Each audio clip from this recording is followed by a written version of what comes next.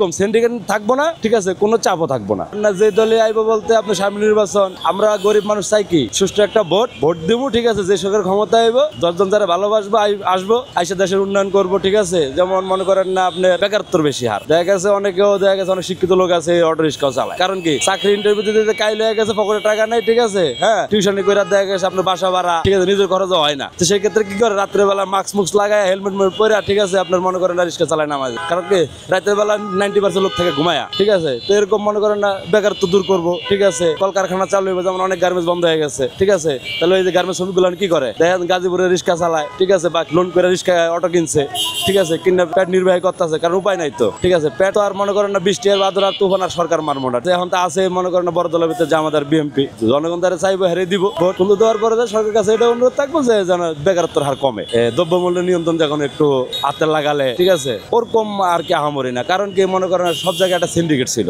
ঠিক আছে, যেমন মনে করেন এটা অটো রিক্সার থেকে মনে করেন না আপনার মাসে 1800 টাকা 2000 টাকা চান্দা লয়ে যেত এরা, তো সেই ক্ষেত্রে মনে করেন না ভালো ছিলাম কেমন, এখন তার চান্দাটা লাগতেছে না। মনে করেন যখন এলাকা ব্যক্তি খাঁচার ভিতরে বন্দী হয়ে যাবেন, তখন তো মনে করেন না আপনার উপায় থাকবো না, তখন দেখা গেছে আপনার যেমন শান্তি বোঝায় বেগুনবাড়ির রিক্সা লাখালপাড়া ঢুকতে পারবো না, ঠিক আছে, কারণ ওটা ওই এলাকার রিক্সা, শিল্প অঞ্চলের নেতারা যখন চান্দা খাইব তখন তো একটা সিন্ডিকেট তৈরি হয়ে যাব। আর যখন এই এলাকার মানুষ আওয়ামী লীগের সময় চান্দা খাইছে তখন এই এলাকাটা সিন্ডিকেট, কি